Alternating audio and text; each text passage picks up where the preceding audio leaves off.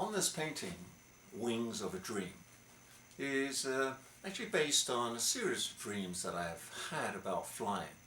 Now, in the psychology of dreams, flying is not that uncommon of an event in certain dreams that we have. Now, what they mean and what is the unconscious element of it, and I say unconscious because really my work is about the threshold of unconsciousness, between the relationship between conscious and the unconscious.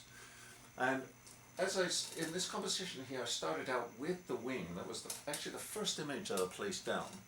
And then from there, I built the composition up. Not necessarily in any particular direction, but I just laid down a series of color fields in here.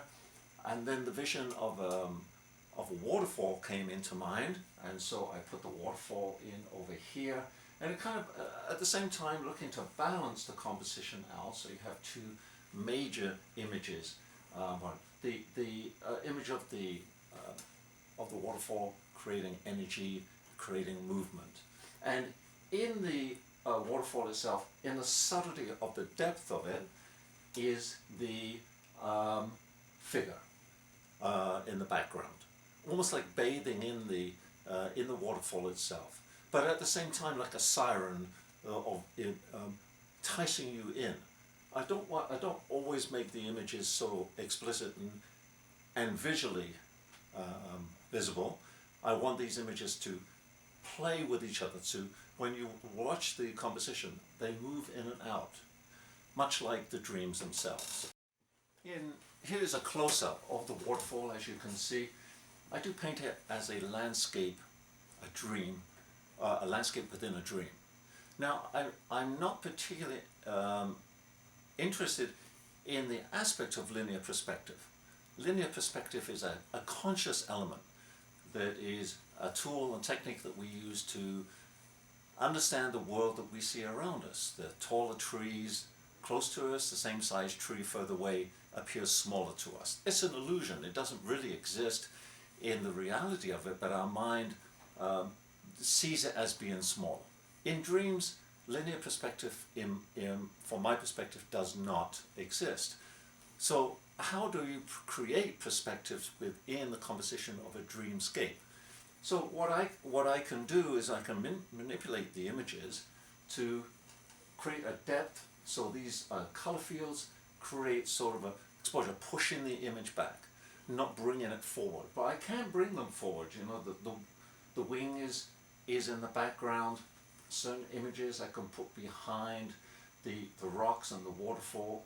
The image of the figure can be perceived to be behind the waterfall or in front of the waterfall. So I'm not really interested in the idea of linear perspective.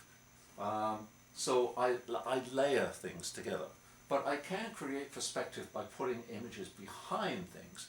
So when you're looking at the painting itself, it looks like there are images behind and images in front. So I create a certain plane perspective instead of using linear perspective. Other aspects of images that I place into my compositions are aspects of social images that create dialogues between the work itself, between the images of landscape, of wings. The images seem to be disconnected on the composition, but are all part of a narrative. It's a story, it's a poem, and I don't want to point out all of the images that I put into these paintings, and this painting in particular, but there are many layers of them. Each one of them responds and can trigger an experience within your own mind, and can perhaps have been part of a dream sequence that you have dealt with before. So that's why I create these images. The colors are selected primarily because then but the study of color theory, how that makes us feel, the emotion of color. So I'm dealing with emotion of color, I'm dealing with images to provoke minds in response from an unconscious level. So I'm primarily dealing with the elements of the unconscious and subconscious self.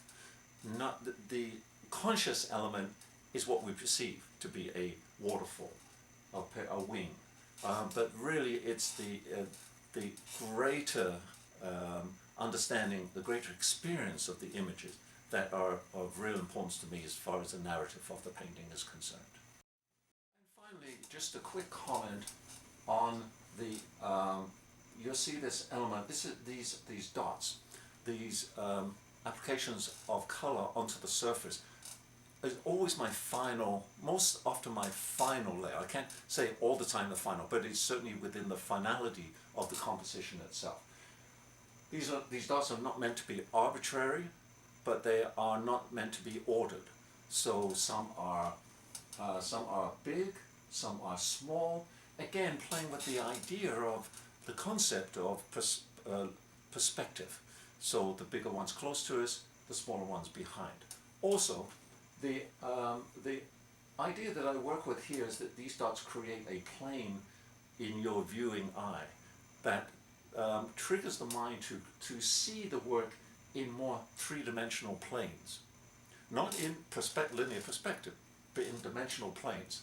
So the dots themselves may seem close to you, and as your eye is triggered on these, then you are required to look through the dots, past them, and then create and experience the imagery and the composition behind. Thank you.